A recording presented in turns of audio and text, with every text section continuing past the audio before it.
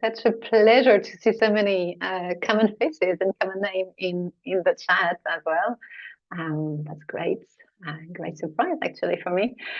So talking about Web3 and museums, that's what I do most of the time. So I'm Diane Drubay, the founder of We Are Museums. And yeah, for us, we really believe that museums are change makers. That's something that we keep repeating and screaming, I will say, for the past 15 years.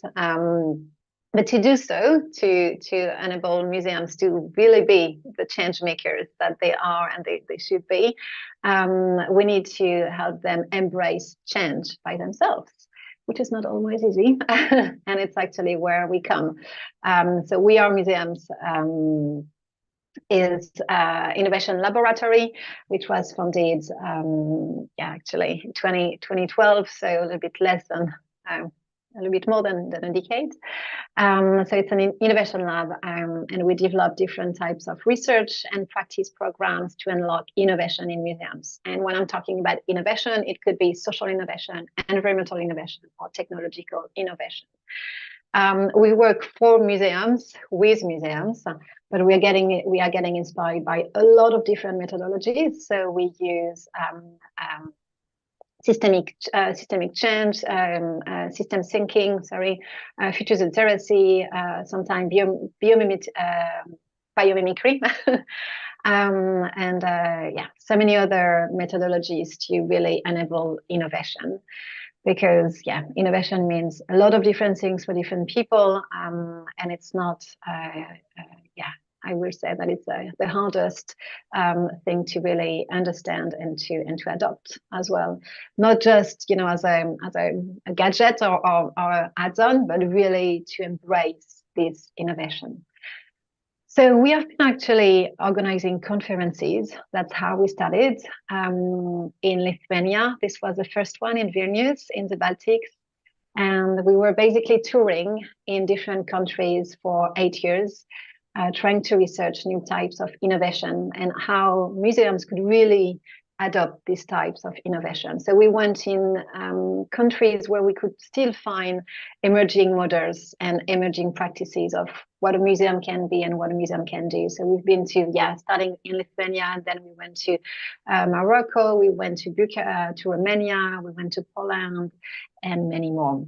We basically moved away from conferences back in 2019, where we basically decided to go for multi-years programs associated with different online conferences and local workshops, really researching these different models of innovation. And we actually focused from 2019 on extinction, the ecological and environmental crisis, and how we could basically guide museums so they can adopt this environmental innovation that is much more needed today.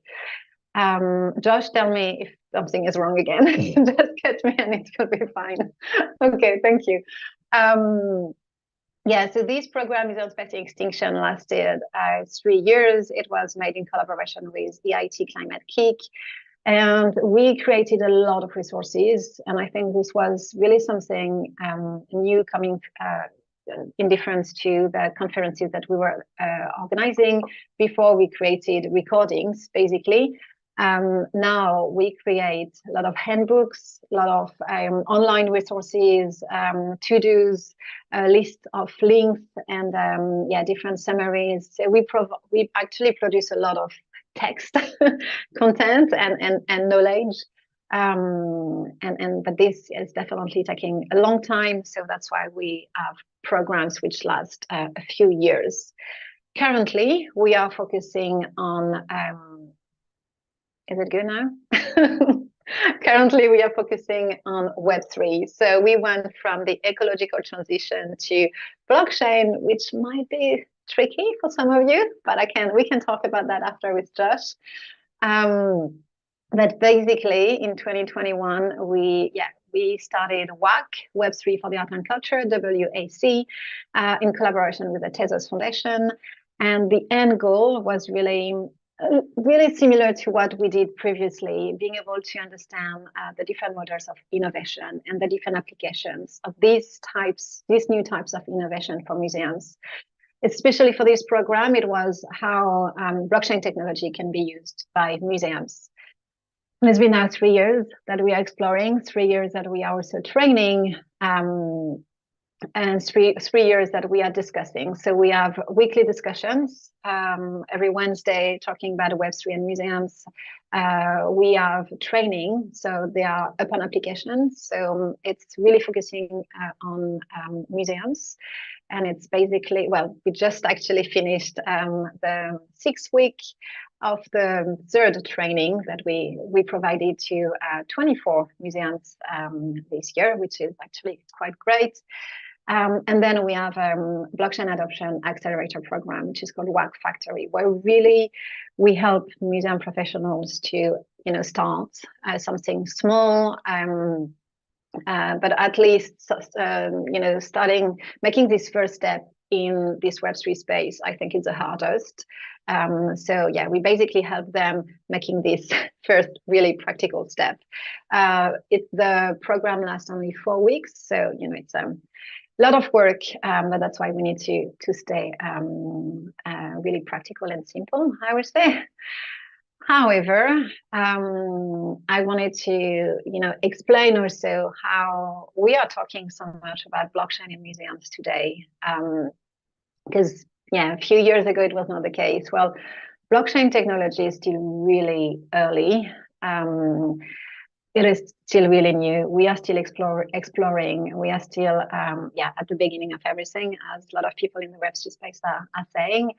But I would say that this picture is actually coming from a program that we started back in 2018, where we really wanted to explore if there is something to set up between museums and blockchain. So we organized a few workshops, a few panel discussions around the topic. Just to see if we could launch a program, basically. This was really interesting because we already back in 2018, we started to identify that thanks to blockchain technology, digital art can finally become scalable. We were talking even there about ownership fractionality. Sorry. We were talking about the shareable economy, how it could actually impact the art industry. We were talking about how artists could finally find new source of revenues, how digital art can finally become scarce, which was not the case before, and how we can really add some traceability and security on digital art, so it won't be so duplication won't be an issue anymore. Back then, we were even talking about museum ticketing and how a ticket can start to have another value as well. So a ticket can become a souvenir, like it is already. So many people are keeping the beautiful ticket to their visit, but it could also become something else. You could also you could add some donation each time you buy a ticket. You could also start to collect the tickets and then get access to different benefits. Just by buying a ticket, you can be part of a community and potentially share some governance with your visitors and with the curators or with the museum. Back then, we're also talking about museums philanthropy, and other things. And actually, when you just look at this list, that's actually part of an article that I published back then. You see what we call today NFTs, on-chain royalties, NFT marketplaces, smart contracts, utility tokens, on-chain charity auctions, on-chain collection management system, and many more. But the main question is why nothing happened in 2018 or 2019. So that's really what I personally believe, is that before we could really feel that the blockchain industry and the museum sector were really speaking two different languages. they were really different in terms of goals, end goals, and value system even more. Even if the technology was here, ready to be explored and ready to be adopted, I feel that the trust was really missing. We were mostly talking about hackers, talking about speculation as well, talking about the crash in the cryptocurrency market. We were not really talking about inclusion, not talking about diversity, impact, not talking about everything which really matters for museum. So yeah, trust was really missing, I think. But and then I'm really talking from my own perspective, from my own personal story as well. Because I'm also an artist, and back in March 2021, I actually started to mint NFTs on the Tezos NFT marketplace, which was called Hiket-Nunc, Hen, that we call also Hen. And what was really special with this community or marketplace is that it was actually opened by Rafael Lima, and his vision was to open the blockchain art space to the global south. He really wanted to see his friends, artists from Brazil, finally being able to join the blockchain art market and the NFT frenziness. So he developed this marketplace on Tezos with really low transaction fee, no gatekeeping. It was about the art first. It was not about the name, not about the price. It was not about showing off. It was really about basically finding a way to distribute your art without, the centralized system like we could have on Instagram, and the gatekeeping like we could get on Ethereum-based marketplaces. And then, so you have to picture that you have this ecosystem starting in Brazil in March 2021, and at the same time, you start to have really quickly digital artists really concerned by the environmental impacts of blockchain, like Memo Acten, Joanie Le Mercier, and they were really vocal on the fact that Bitcoin and Ethereum back then they were on proof of work, are awful for the environment. The ecological impacts of these blockchains are not something that we can talk about when we have to respect the environment, like most of the museums do.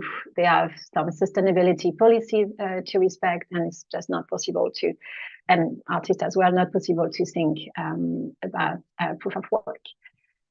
And then they actually started to put the spotlight on Tezos at the same time, and really seeing Hiket-Nunc, especially at this place where you can explore you can explore blockchain technology and distribution of digital art without damaging the planet. And I feel that you could really find a community who took social and environmental justice seriously. This led really to the creation of a global community emerging from a mix of the global south. So artists wanted to have access to the NFT market, but also Westerners, artists really engaged in social and climate justice. And I would say, and I dare to say, a little bit of punks, hackers, and outsiders. Really, Hiket-Nunc was about that. It was about, finding a playground where you can shape new social models. It was about disrupting things, and this was super attractive as well. So I think if you get this recipe, finally the value system of this community and of blockchain became way closer to the museum's culture and ethics. And I believe it's when finally some discussions between both sectors can happen. And it is, how a lot of things started as well. However, you could start seeing also back in 2021, a lot of museums starting to be interested by blockchain mechanisms as a way to fundraise and as a way to find new source of revenues. sampling here a picture of the different tokens actually sold by the British Museum of Okusai in collaboration with La Collection. And in 2021, we saw a lot of museums doing that, basically jumping on this wagon, trying to get new source of revenues, selling digital replicas, and fractionalizing most of the time artworks which were already in public good. So this led to a lot of different opinions, very diverging opinions, I would say. However, I was really impressed to see that for the first time, museums were jumping on this new technology way faster than ever. I remember at the beginning of the Web 2.0, museums took such a long time, just to open a YouTube channel. I remember when I was working at the French Ministry of Culture, just asking them to finally open a Facebook page, and it took them 1 year. When you see the British Museum starting to work with blockchain mechanisms so fast, so early, this is really impressive. And it's really, giving me the desire to help museums and to also educate them so they can understand what's happening, understand the technology, and also understand how they can use it, and finally start experimenting with it. So I told you about WAC, Unlocking Web3 for the Art and Culture. So that's what we did back in 2021. What I wanted to say quickly, because it's been now 3 years that we are actually, training museums and listening and discussing, we really saw, and we've been doing that for 3 seasons already, we really saw kind of evolution of blockchain technology by museums. I would say that, 2021, definitely fundraising. A lot of museums jump on this wagon and tried. Some, it was a huge success, some a little bit less for different reasons. 2022, we started to see a lot of exhibitions. So this was also a very fast adoption from the curatorial perspective, seeing that they actually started to have exhibitions talking about cryptocurrency, talking about blockchain, but also exhibiting on-chain art and artworks registered on the blockchain. And something really nice, we started to see a lot of live minting, and I'll tell you a little bit more about that after. 2023, we saw acquisitions, and this was mind-blowing to see, the Centre Pompidou, LACMA, and others starting to acquire of on-chain art and blockchain registered artworks being part of such collections, and commissioning as well. And then 2024, we are starting to see some digital souvenirs popping up a lot. And the big next thing, we believe it's actually membership programs. So really using blockchain mechanisms and automation to have Web3 membership programs. Let me know how I am with time, Josh. Okay, good. So I just picked 3 examples. I can talk for hours and explain so many different examples, but I had to focus. So 2022, that's actually something that we did with the Berlin company of the Tezos Foundation called TZ Connect and the Light Art Space Foundation in Berlin. We actually collaborated with the artist Ian Cheng to add an NFT component into his exhibition, at the time exhibited at the Berghain Halle. And basically, so what was quite mind-blowing for me is that it was a live minting experience, but fully integrated into the artistic concept of the artist, but also into the visitor journey. So basically, you will enter the room. First thing that you see when you enter the exhibition, that you have some tablets asking you to add your name and birth date, and then you get a wristband being printed with individual QR codes, and then something like oracle or something like a prediction, which was fully personalized, depending on what you just entered. Then you have this bracelet, you do your tour, you take the time that you take, and then at the end, you can actually scan this QR code, going through different steps and open your blockchain wallet and receive an NFT, but it's actually a visual, receive this visual with your name and the prompt. So you can see that, on the screen, you see on the left, the true name arrivals. So that's all the different people actually minting an NFT, basically claiming their artwork. And then on the right, you see just minted, and then you see René the Witch. It's actually something really personal because Ian Cheng was using so many different methodologies like astrology and this type of things to generate live these because under the witch actually there is a phrase which is telling you something about your personality basically.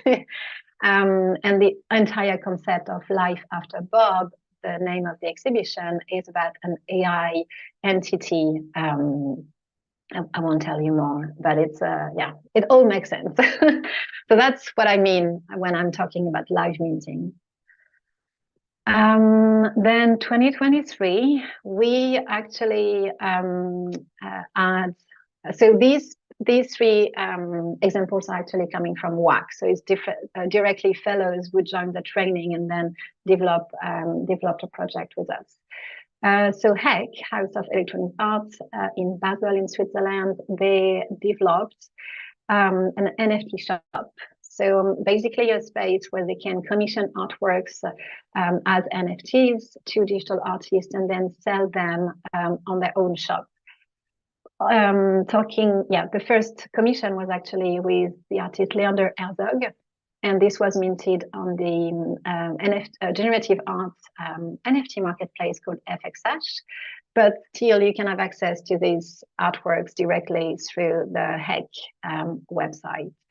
They made 250K a day, and what was quite interesting is that they gave 60% of the revenues to the artist and 30% for the museum, and the rest, divided.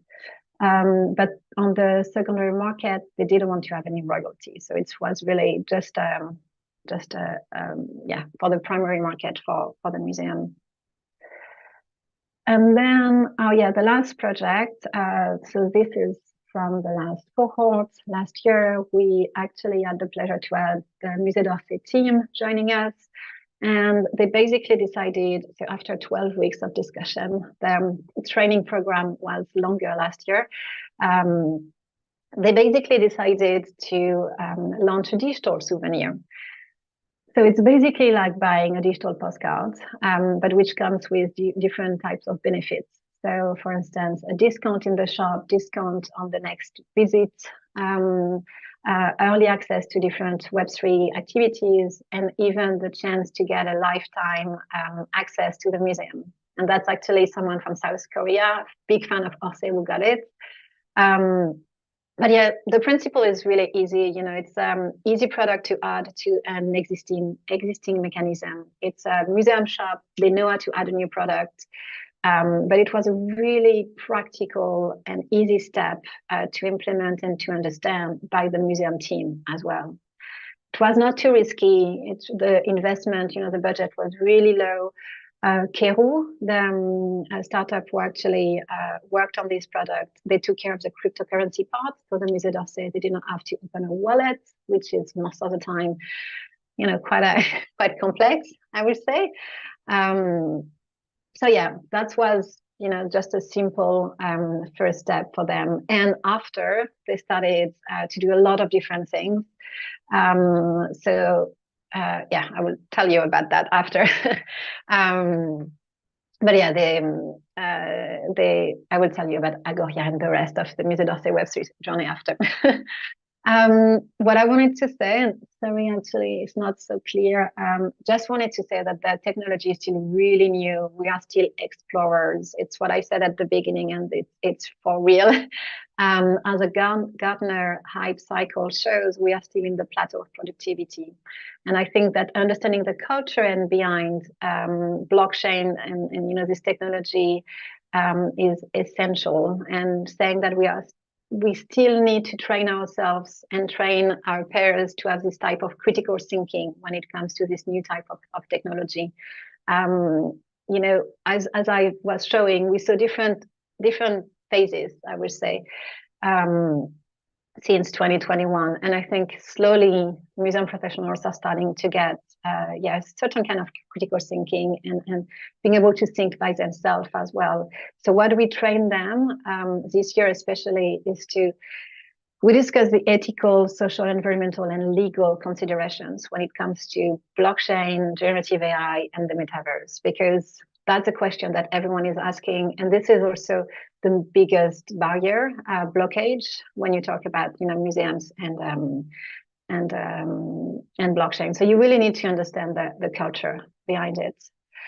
But yeah, we are still at the beginning. However, so I just picked a few, but just wanted to show you that a lot of museums already started their journey.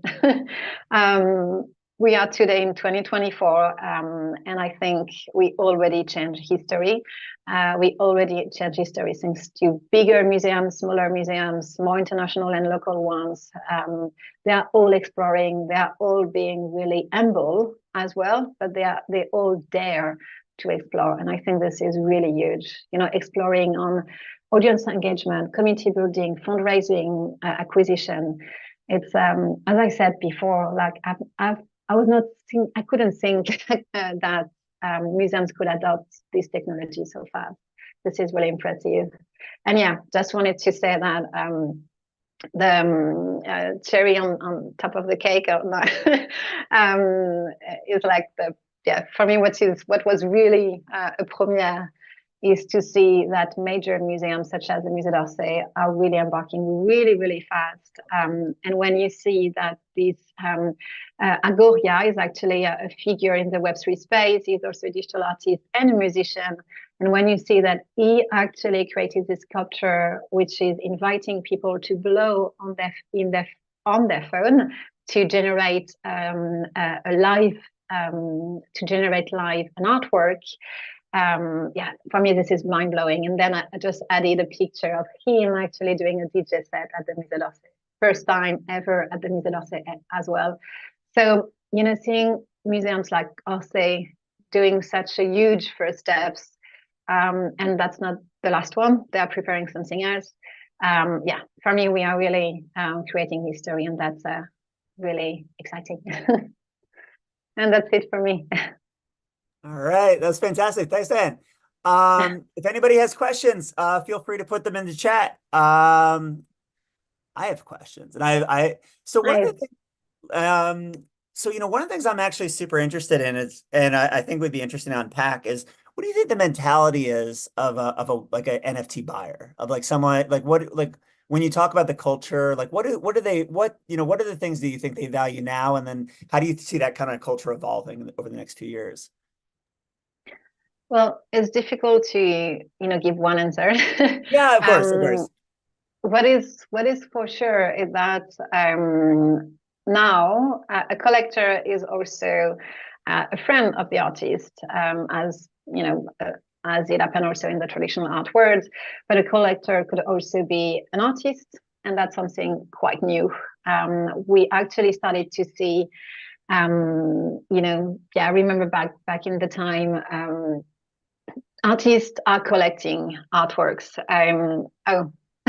Regina is answering. Great. Do you want to answer, Regina? No, same thing. Like I was just gonna say, it depends on who you're talking about. It's not a monolith, but we did just in the last month have two, collectors of NFTs bragging about using it as collateral for humongous loans. So it's a worthy question, right? Yeah.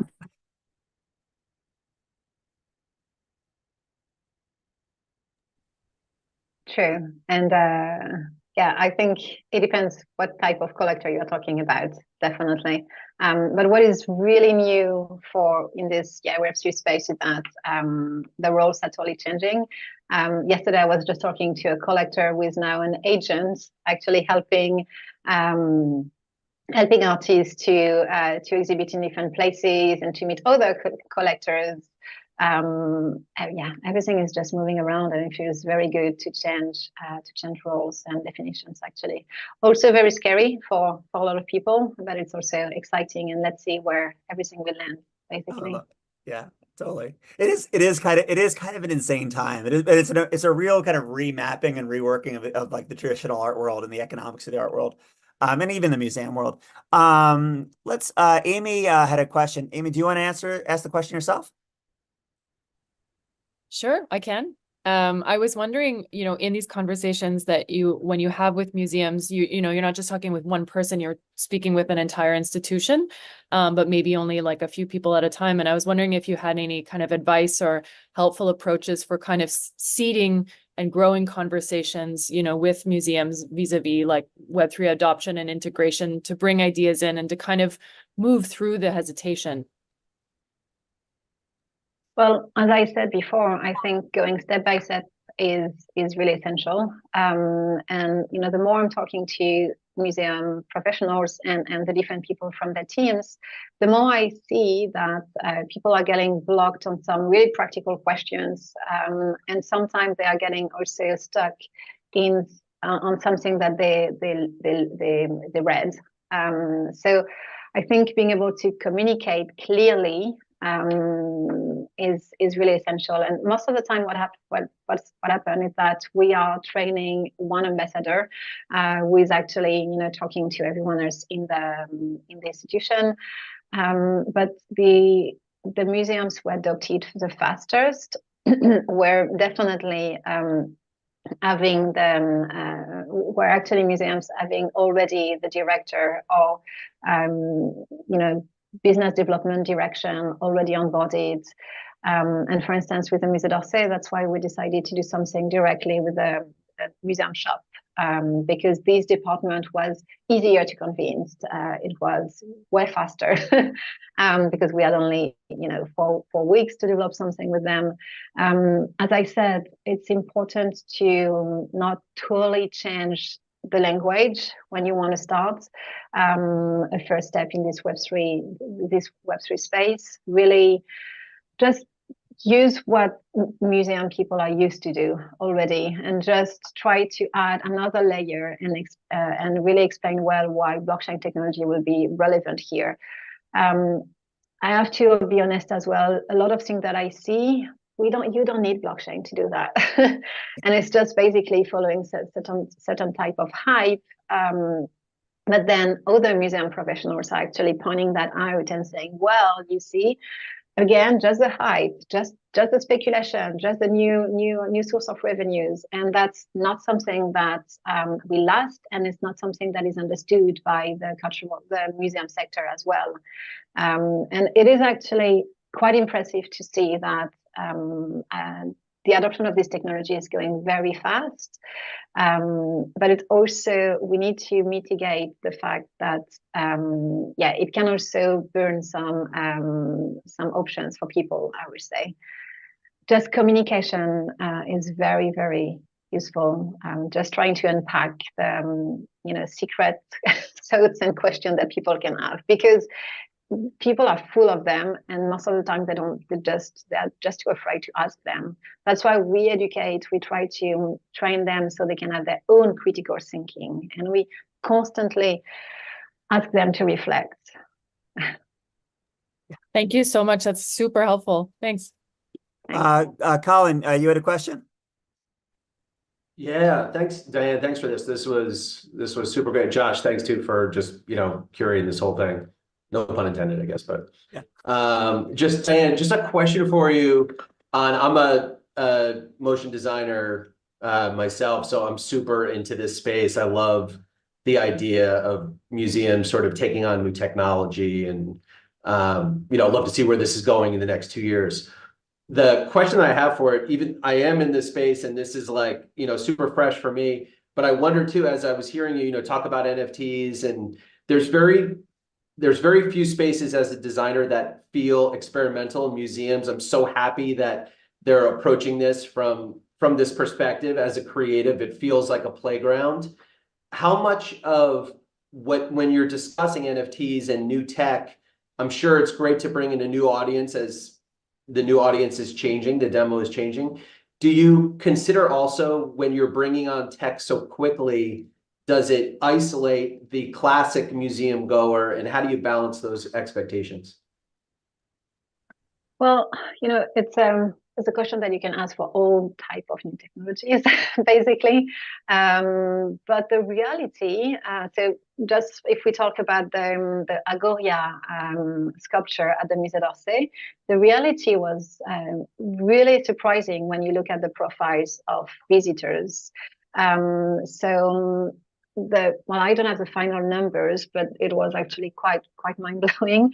And the museum actually understood that it is half of traditional visitors coming and actually experiencing, you know, the blow on your phone and experiencing with a QR code and the live meeting, and half people already knowing about the tech and knowing about the artists. So, you know, I was also very surprised because that's not normally, you know, the kind of reaction that you get.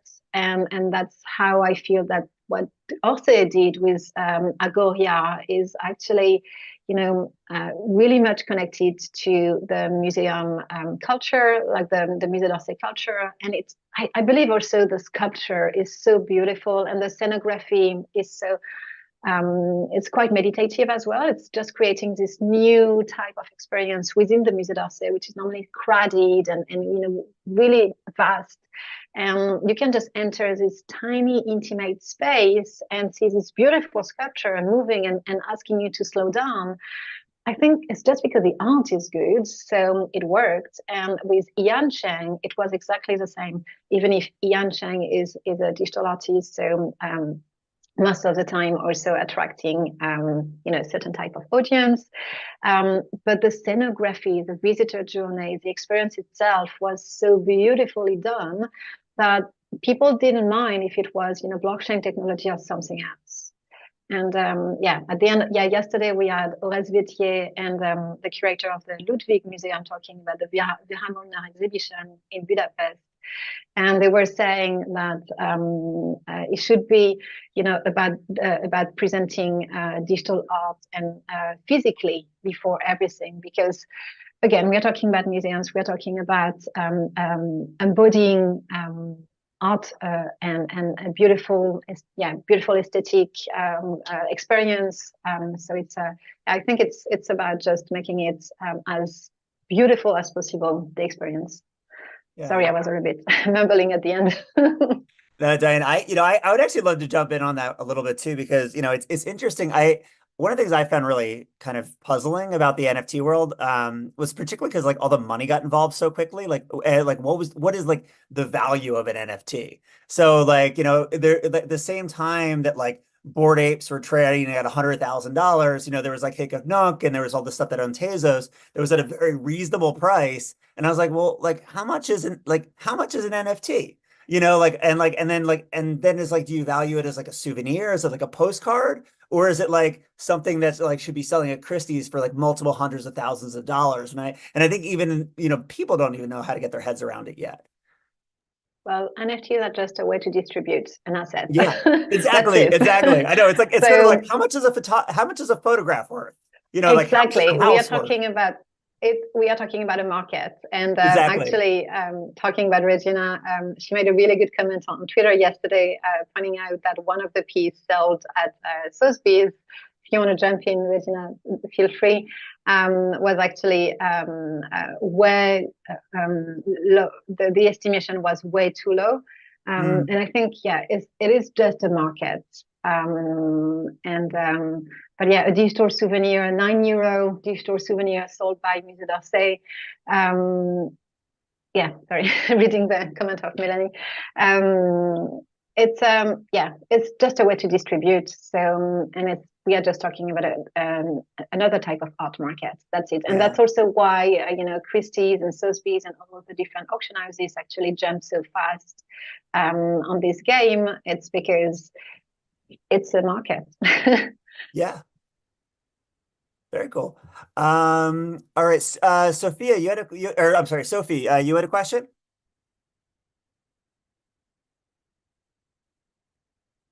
All right, I can ask.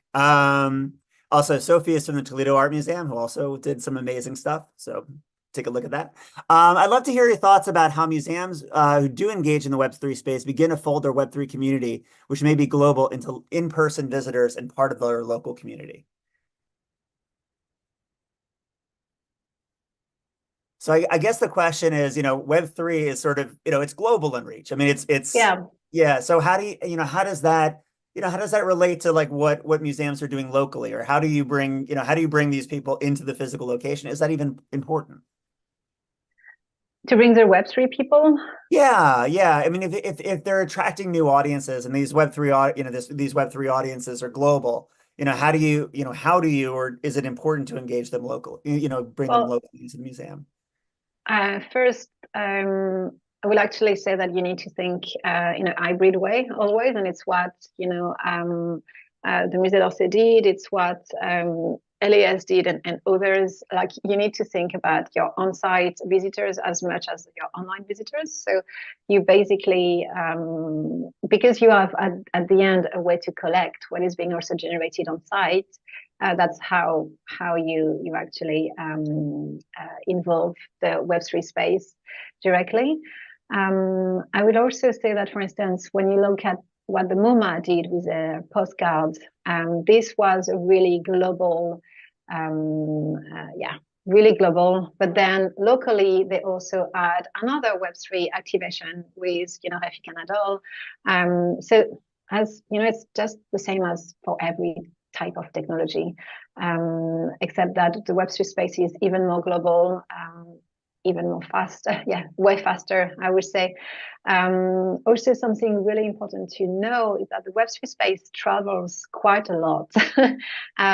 We were just mentioning before NFT Paris, like, it was mind-blowing to see all these people actually coming to Paris and meeting and having so many different events being organized by Superchief, Bright Moments, and so many others.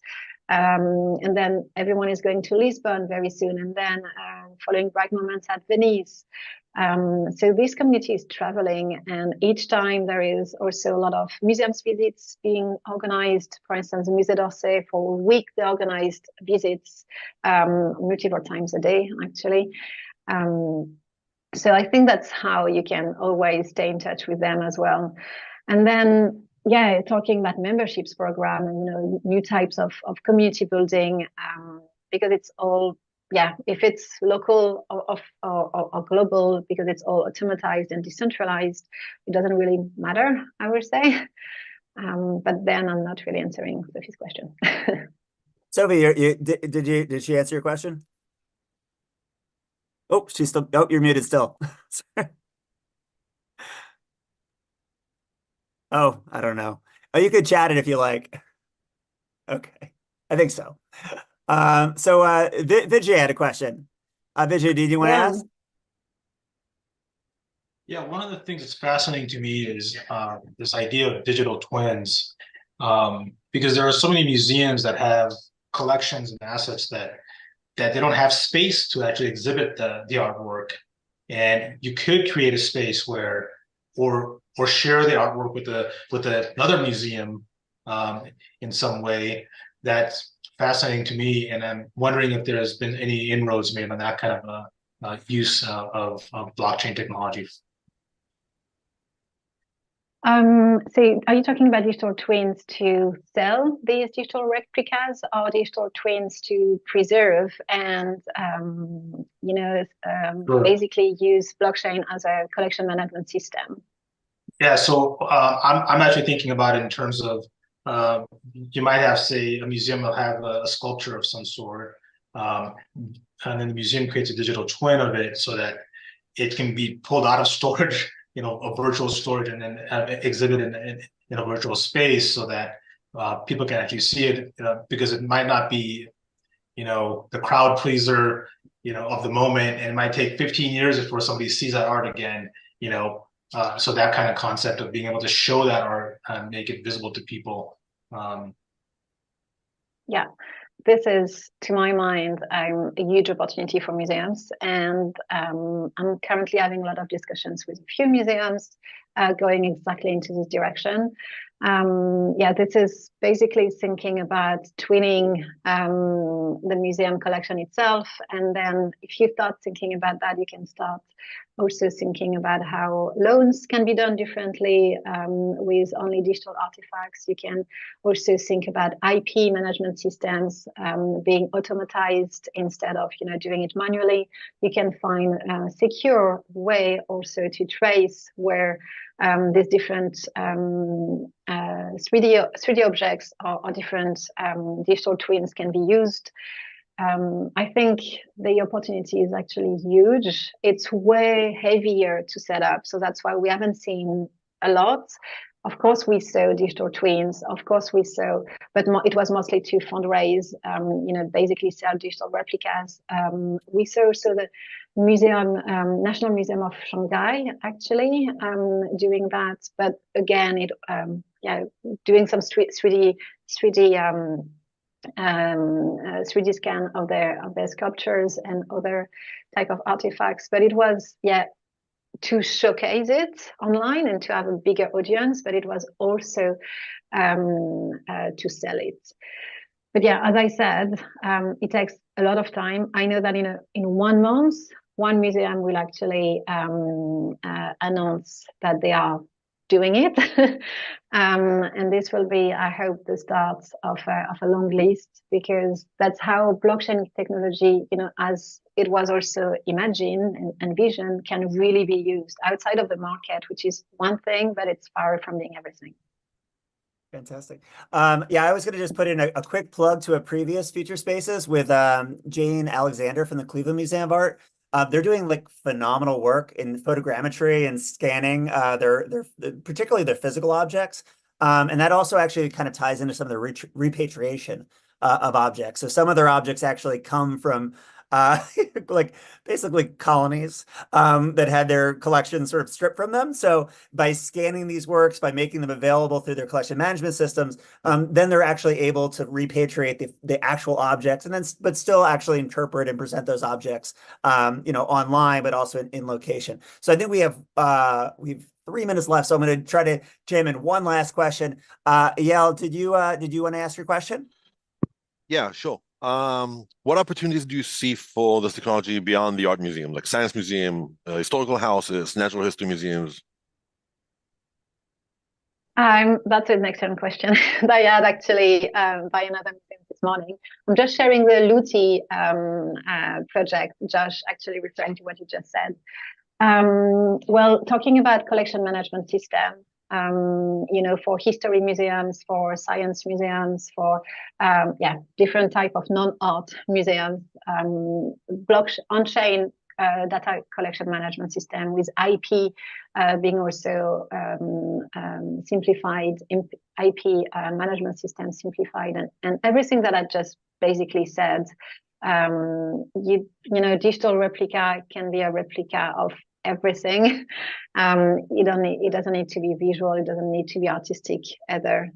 So to my mind, preservation, authentication, security, traceability. This is where you can really see some deep adoption of the blockchain technology as its best.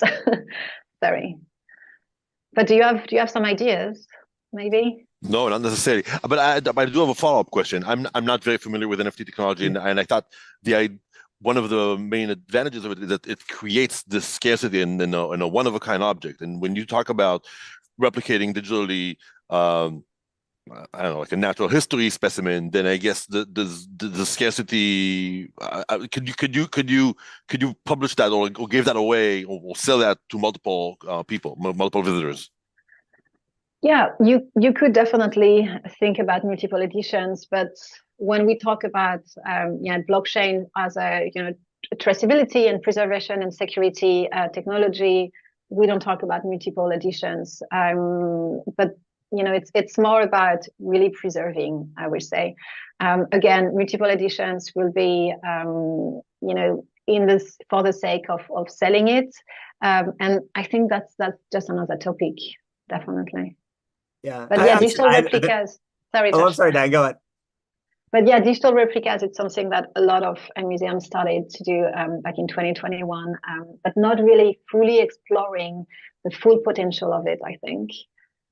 And also you can think about, you know, if you think about having different collectors of one digital replica with multiple editions, then what about sharing governance around how this the physical artwork is being used or being displayed? You can think about shared ownership, and yeah, you can think about so many different things, how to really engage collectors around it, but also maybe scientists. You know, like trying to trace who contributed to the research of one object. But I will stop here, Josh. Yeah. Oh, no, Diane, that's fantastic. Yeah, I'd actually say over at Blue Cadet, we've actually done some work on this with Natural History Museum. So if you message me, I'll send you some materials that we put together. But you know, again, ownership is about identity. You know, collections are about, you know, things that you want to collect. There's some really interesting opportunities there. So we're at time. Diane, thank you so much. This is really fascinating. I'm really, really glad we were able to have this conversation. Thank you, everybody, for joining. Please join us Tuesday or on a future spaces. Have a wonderful weekend. Diane, again, thank you so much. And I hope to see you guys all again soon. Thank you so much. Bye-bye. All right. Bye, everyone.